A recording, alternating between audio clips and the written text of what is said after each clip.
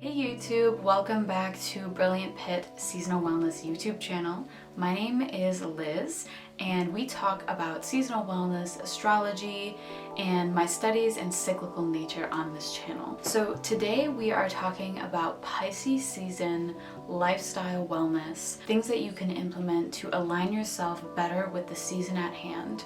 And with that, we are going to talk about the symbolism of Pisces, what is the rulership, what are the energies at hand, so that we can best move on into this next month with a refreshing and aligning sense of well-being. Along with talking about the symbolism of Pisces today, we are also going to be implementing some of the transits, the current transits that will be happening throughout the month.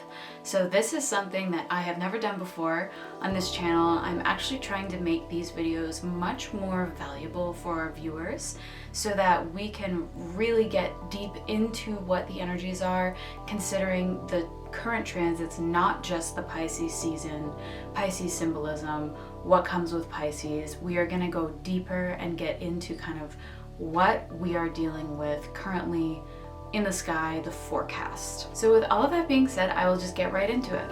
So Pisces is the mutable water sign of the zodiac.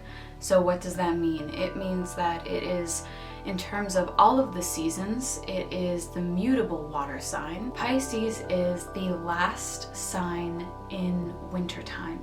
Water signs are always in tune with our intuition, how we feel, and it's also a really important aspect of Pisces. It is the mutable water sign. So the other water signs of the zodiac are Scorpio and Cancer.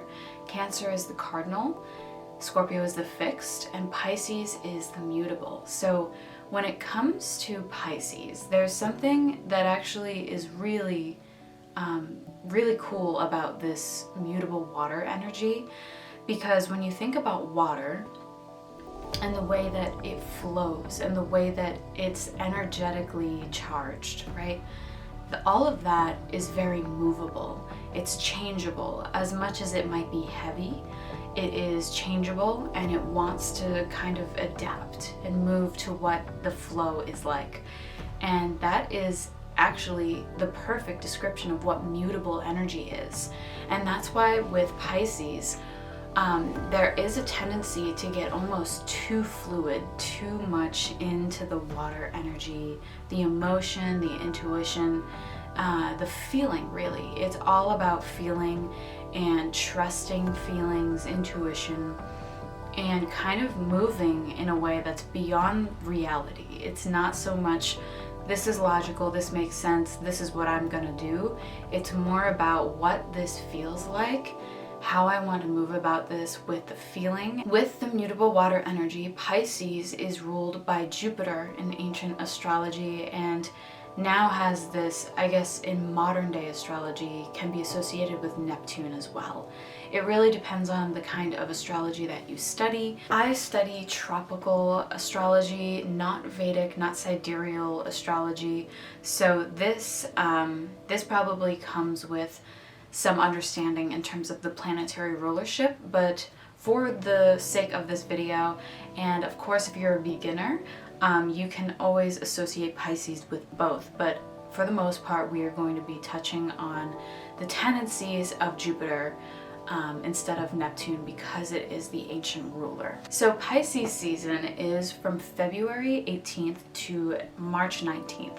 So this little span month, I know I'm recording this a little bit late this month, which I apologize for. I want to touch on the major astrological stamps of this month, and then I also want to touch on the major aspects that are coming through this month. So on February 19th, we have the North Node conjunct Chiron in Aries. And so with this is the first kind of major transit happening in Pisces season, and this has already passed, but basically the North Node really symbolizes what we lean into as a collective, and basically our North Star as a collective, what we lean into, what we kind of is our goal, our aspiration, and our south node, which is the opposite of the north node. And these are actually speaking to just places in the sky. It's not actually a planet.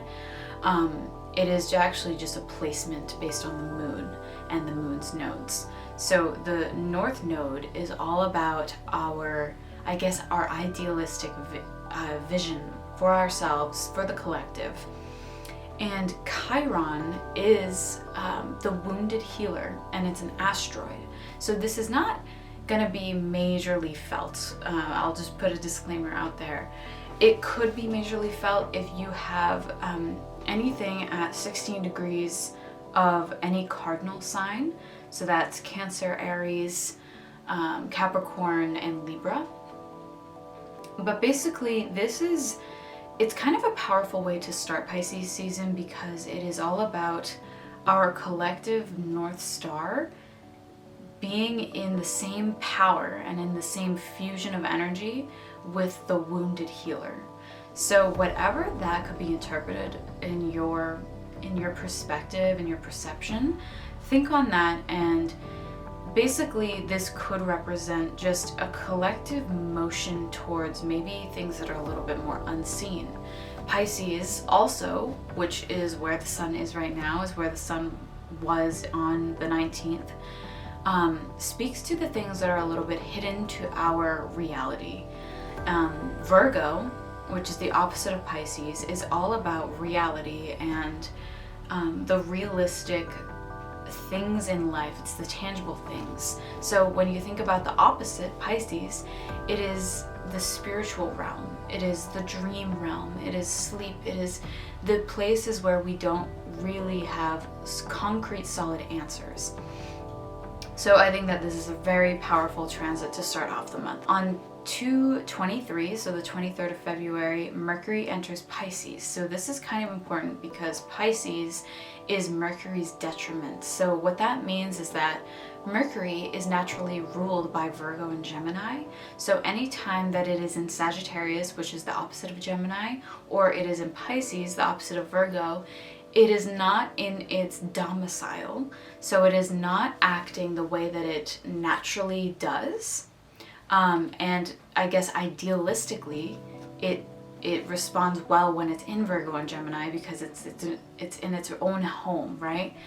It's in its own territory, its own environment. But when it's in the opposite kind of environment, there could be some challenges and just some experiences that don't really seem like they would naturally occur. And this is all, of course, talking about mercurial experiences, which I will get into.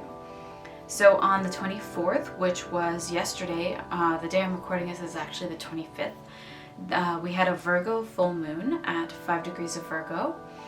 So then March 9th, Mercury enters Aries. So this is kind of a great time to get back into the communications that we normally would, in terms of Mercury having been in its detriment in Pisces. So when it enters into Aries, things are going to feel much lighter in terms of communication, business, day-to-day tasks, things that move quickly, processes, systems, strategies. All of that is mercurial, and all of that is going to feel much easier around March 9th. So March 10th marks the Pisces new moon, and that is happening at 20 degrees of Pisces. And the reason I say these degrees, if you're a beginner, is because if you look at your birth chart, you will be able to see the degree in which all of your planets are at. So if something is lighting up, say you have Saturn at 20 degrees of Pisces, this new moon is actually going to light up Saturnian themes for you. So these are just ways that I kind of like to interpret astrology, and you can absolutely utilize these tips if you know the degrees in which all of your planets are at in the birth chart. So lastly, on March 11th, Venus enters Pisces, and those are kind of the major happenings in terms of just standalone events this Pisces season. And now we are going to get into the aspects. So what this means is when two planets or two or more planets are making some sort of aspect, whether that's a conjunction, which means they're at the same place in the sky, a square, which means they are 90 degrees away from each other, an opposition, which means that they are directly across from each other. And I'm basically only going to touch on conjunctions and squares, actually, because that is, for the most part, what this month is going to be bringing. So on the 21st, Venus is conjunct Mars, and this is happening all in Aquarius, so not in Pisces yet. Venus and Mars are conjunct in Aquarius. This already happened, by the way. On the 24th, which was yesterday, Venus squares Jupiter, which is supposed to be squaring is actually a challenging aspect, but because we are dealing with the benefics, which are Venus and Jupiter, the malefics, which are Saturn and Mars, can bring about, I guess, more, I want to say yang-like challenges, so like efforts being put in that face blockages, or things that you go about doing, meaning like putting your will and your effort in, and then you reach challenges. That's something that would maybe happen with the malefics more so than the benefics. The benefics tend to be more yin in nature, so things kind of, I guess, happen in your reality, but might not affect you directly, or things could happen more subtly, not so fiery and just like upward. It could happen just more grounding, in more grounding circumstances. So that happened yesterday. Mars is squared to Jupiter on February 27th. So as you can see, these first three elements that are happening, the 21st, the 24th, and the 27th, they're all a little bit hard, and they are all dealing with Venus and Mars. The first one is a conjunction between the two, which actually marks a pretty symbolic 2-year cycle that is ahead now. Venus and Mars only conjoin, I believe it is every 2 years. I could be wrong, don't quote me on that, but I think that is why that it is coming to a brand new kind of new moon moment. So when you think about it, when the moon and the sun are conjoined, that is a new moon. So this is powerful, and this is a good aspect, right? And I don't want to say good in terms of there are aspects that are bad, because we can say that something is more challenging, but it might not come off as bad in your experience. So take all of this with the idea that nothing is nor good nor bad. There are just elements to certain aspects that could bring about certain realities that could invoke challenge, but challenge doesn't always mean bad. And when there's a powerful surge of energy, which happens with a conjunction, it doesn't always mean that it's good, right? So I don't want to classify any of these things as good or bad. I just want to kind of explain them how they are, and you guys can take kind of what you see as relevant here. So as I said, the first three aspects happening in Pisces season are all dealing with Venus and Mars, which we can absolutely account to relationships. When you think about Venus, Venus really does represent kind of the feminine energies in life, and Mars really does represent the masculine energies in life. So the will, the motivation, that's Mars. The warrior, the one who goes out to fight and provide, that is Mars energy. Venus energy is the beauty, the cleanliness, the aspects of life that really reflect what we value. So all of those things, when you think about it, are very inward. It's very much like sitting in your home and thinking about how you want to redesign something, or it's about figuring out what you really love and making a purchase. It's those kinds of energies, and that can also be translatable to kind of introspection, reflection, and having things be more received than outwardly put out an effort. So we are dealing with a lot of kind of relationship values, foundations, the roles we play. All of those things may come to a light from the 21st to the 27th and maybe a few days after. Which brings me to probably the biggest aspect in Pisces season, which is going to be on the 28th, so that is a few days from now, and it is the Sun conjunct Mercury in Pisces along with Saturn. So not only is the Sun and Mercury going through their Cazimi moment, which means that Mercury passes through the heart of the Sun, the soul of the Sun, and it's like a new moon moment for Mercury. It marks a new cycle. But that is also happening for Saturn. These are moments of great breakthrough. That is the first thing that came to mind when I was interpreting this. So when we think about the Sun, it is our identity, our vitality, the way we express ourselves, right? When we're dealing with the Sun conjunct Mercury, which is all about, like I said, our day-to-day tasks, business, strategies, ways to go about life that involve kind of moving and shaking and dealing with kind of the everyday, I guess, real tasks. So like cleaning your schedule, the strategies you implement into your business, communicating to anybody, that's all Mercury. Transportation, that's Mercury as well. Just the things that are quick moving and help us go about our life is very mercurial. It's like this energy of the messenger, but also the energy of the builder, the person who is building things to make them work for us. So then Saturn we can symbolize as kind of the gatekeeper, the thing that is, I guess, marking the threshold in our lives. A lot of people associate Saturn with responsibility and limitation and like kind of this authority figure, the dad figure in our lives. And that is all somewhat accurate to our reality. We can associate those things with Saturn, but what Saturn really is this threshold to what we don't know. When you think about it, Saturn is the most outer boundary to our solar system. And so it marks this area where we don't know what goes beyond, and it almost marks this territory of a limit.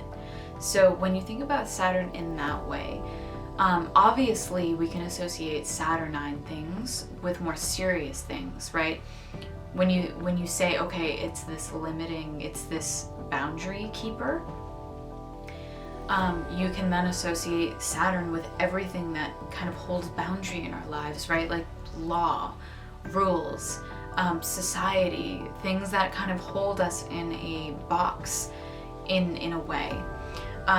And so when we are combining all of these energies into a very, very powerful conjunction, which I've already mentioned can be more like a fusing of energy, which is more powerful and more harmonious than, say, a square where things are kind of like pointing to something. So this conjunction, like I said, is gonna be really powerful. I'm not sure exactly what it's going to bring, but I could imagine that there could be, we could probably notice things in our lives when it comes to the Mercury element of this.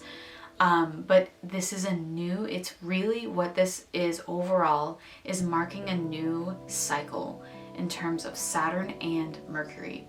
And because Saturn and Mercury are both conjunct the Sun at the same time, this next cycle might be one that is very symbolic of Mercury and Saturnine elements. So the boundaries, the things that invoke us to challenge the boundaries, and the things that we don't know that hold us in a area, while also having there be an everyday kind of experience in doing so. That's just an example, But as you can tell, this is going to be a very powerful moment in time, and I do have some tips just based on this. So for the rest of Pisces season, there is a bit of kind of these aspects that bring about big action and moves.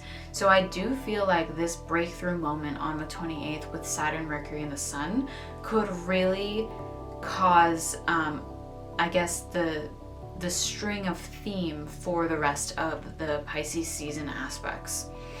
So just consider that as I tell you the rest. So on March 3rd, Venus is square to Uranus in Taurus. And that would mean that Venus is still in Aquarius. So that is going to be kind of a powerful punch and could involve relationships, our values, things changing, things being liberated in terms of Venusian elements of our life. And then on March 8th, Mercury is conjunct to Neptune in Pisces. So as I mentioned prior, Neptune is considered the ruler of Pisces, I guess, in modern day astrology. And then Mercury is also in its detriment in Pisces.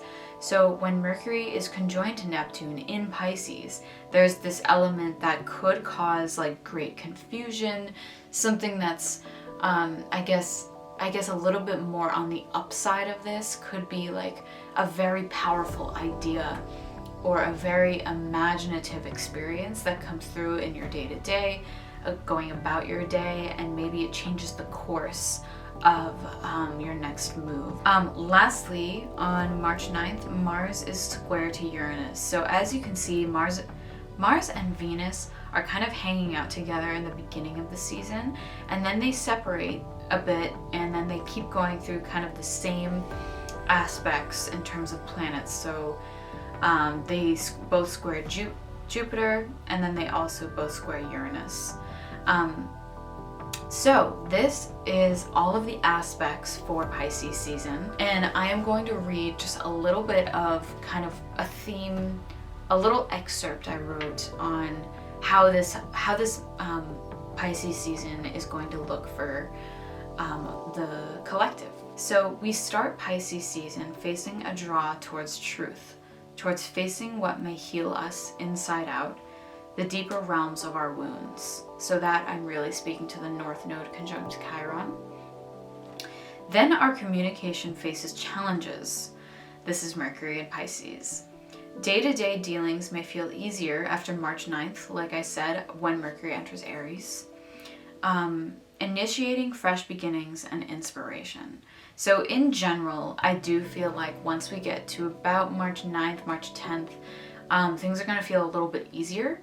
But for now, from I guess like this full moon moment until then, it might be kind of these similar challenges and or obstacles being faced when it comes to mercurial elements of life. So let's get into the 3 lifestyle tips I have for you for this Pisces season, which is accurate from February 18th to March 19th. My first tip is to focus on boundaries, building and breaking them down. So what I wrote down here is that we are moving into new life, a new zodiacal new year. What do you want to look different? So on the 10th, this Pisces new moon is a good time to do this and basically figure this out for yourself. But basically the reason I'm talking about boundaries here is because not only this season is the aspect and just like the theme of boundaries coming to light through this Saturn conjunct Sun and Mercury big breakthrough that we're having on the 28th, but Saturn is, I guess, the boundary, while Pisces is the lack thereof. We can associate Pisces with the ethereal, the spiritual realm, right? And when you think about the spiritual realm, there is no boundary. There's no, I guess, concept of time even. There's kind of this element of just free and moving fluidly throughout an experience that is not of the earth realm. It's not grounded. It is not based in reality or logic. And so we can also give way to Pisces energy when we think about Virgo. Virgo is the opposite. Virgo likes precision. Virgo likes organization. Virgo likes to have things kind of meticulously organized and planned out and strategized because it's ruled by Mercury. And then when we think about Jupiter and Neptune, Neptune can be associated with drugs and dreams and things that kind of give us a different perspective of reality. Jupiter is also this planet of kind of massive growth, and also just kind of this idea that like the more that you expand your mindset through experiences, whether that is through dreams, like whatever, giving yourself a different perspective, the better. That's kind of Jupiter's ammo, so to speak. So when I say we are approaching a new zodiacal new year, that is true. So we are coming up on Aries season, which is March 19th, and this actually is the beginning of the zodiac. And I do remember hearing very recently that April Fool's Day was actually once associated with the new year. And there's a reason why it's called April Fool's Day. And there's this whole structure of our calendar system that I think is just a little bit flawed in terms of that. Winter never was symbolically, I guess, in ancient astrology practices, it was never really associated with this new year, the new life. Springtime was associated with that. And to me, it is very much associated with seasonal alignment and wellness. I do think that the springtime symbolizes new life and new beginnings. And that is kind of why I really focus in on this time, because it's such a beautiful time, truly, for kind of reestablishing things, renewing things. We are at the end of winter. It has been such a long winter. And when you think about it, no matter where you are in the world, it can feel that way. Winter can feel long and kind of just inward, but it's also because we are very much supported to think about the future in the winter. So when the time comes to live our life and be in the present moment, way much easier in the springtime, it is so exciting. And this is just one of those things to focus on boundaries, building or breaking them down. We want to reestablish what our boundaries are for ourselves based on our goals. So it's basically think about what the new year usually is for us in January, how we think about our goals and all of that. Kind of do the same thing right now that you would be doing during a new year. So my second tip is to reflect on maturity in your relationship to others and the world at large. So why is maturity a theme here? When we think about Pisces and when we understand the Pisces symbolism in the birth chart, we are at the end of the zodiac wheel, where basically when you think about the end of the year in terms of the Gregorian calendar, we associate that with December. December 31st is the last day of the year, right? But when we are thinking about this in the zodiacal new year, Pisces is the last of the year. It's kind of this moment where things are now approaching death. We have gone through the whole cycle and we are now at our utmost maturity in whatever this is associated for with you. It doesn't have to literally mean us. It could mean something a little bit more specific. So what I wrote down here is, how are you serving the collective? Where do you find the greatest sense of unity? So this is obviously speaking on the symbolism of Pisces. A lot of people say that Pisces holds pretty much all of the signs in itself because it is of utmost maturity. It is associated with enlightenment and kind of entering into a new phase. So whether that is through death, it's like we enter the afterlife. It's this time where we are entering a new phase. We are almost like reborn into this new kind of season in this new cycle. So when we are reflecting on our maturity in our relationships to others, this could actually be highlighted also during the 21st, the Venus conjunct Mars moment.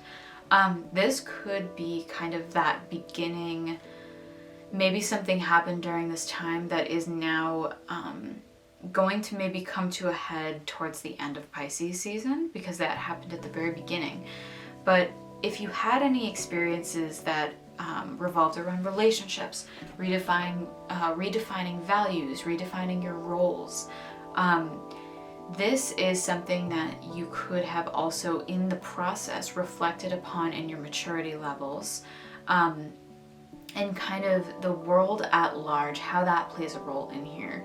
You may have not experienced that specifically, but this is definitely a lifestyle tip that I recommend, is to reflect on your maturity in your relationships to others and the world at large, because Pisces is the most concerned with the collective.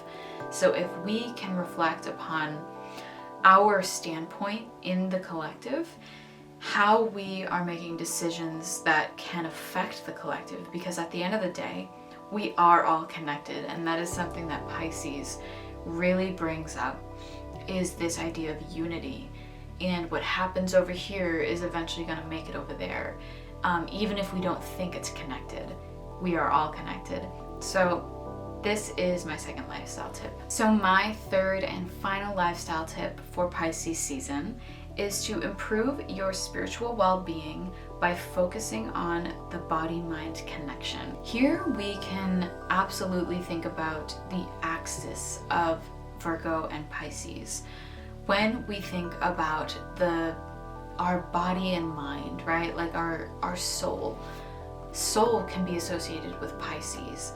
And when we think about Virgo, it is mercurial. It is as much in the mind as it is in the body. We are going about our day through our habits. We are making decisions, mindful decisions about our health. That is very Virgo. It's very kind of the everyday decisions, the everyday habits and routines that make us, that actually give way to our spiritual health. And so this can also be improved. So when I say improve your spiritual well-being by focusing on your body-mind connection, we want to just basically, because this energy is heightened right now, we want to just focus on it, because that is what's going to give us the most ease, the most harmony. And that is, of course, what this channel, what Brilliant Pit is all about with seasonal wellness. So meditate, this is something I wrote down, meditate to strengthen intuition, your foundation to connecting to greater life energy. So when we meditate, we strengthen our intuition, because what we're doing is we are giving our body and our mind space to actually make connections. That is what meditation is at the end of the day. When we sit in silence, we are letting the thoughts run through our mind. We are also being cognizant to quiet the mind. And then we can once we've quieted the mind, we can notice certain inklings about our body. We can give attention to we could say, okay, what does my spine feel like right now? If it feels like there's pain, then we can, okay, let's shift around. Why could that be? And then we make just greater connections through intuition. We could receive clarity in our mind based on our mind connecting to our body and connecting to what is needed. And this is one of those practices that, without the understanding that there is this spiritual element beyond our reality, meditation wouldn't be as powerful. But it's our attention that can be drawn into this element of greater knowledge, greater and higher wisdom, higher understanding, that is going to allow us to really focus in on this energy and utilize it now when it's the most potent, and utilize it so that we can just live in much more alignment with the season at hand. So I hope these tips helped you out today, and I hope that you can utilize some of these throughout this month. I personally love this time of year when things just magically go from one season that is so different than springtime, and then something happens where it just magically changes into this new life, this new growth season. It is spectacularly amazing, and I have this immense respect for Pisces season and how it really goes about changing our perspective on life. The end of winter can just be such a magical time to really get introverted and connect with yourself. And if you haven't done that already this year, I guess this past few months in wintertime, I really encourage you to do it now. It is going to be the most easy to do it now because we have gone through kind of the idealism, the goal setting for ourselves with the new year that was in January, and now we can really dive into our dreams, our spiritual health, and our spiritual wellness, and bring about new life in the most powerful way because it is right around the corner. I wanted to let you know that if you had any Aries friends that are coming up with a birthday just around the corner, I have a brand new birthday card in the Etsy shop. I am going to actually put it right here just so you can check it out. But basically, I'm going to do a zodiac birthday card every single season, so be on the lookout for that. I might also be coming out with prints that can be hung up on the wall to just invoke really good vibes and connection to the zodiac, to the astrology in general. So I'm really excited for this, and I hope that you guys have a spectacular Pisces season, and I will see you in Aries season. Bye!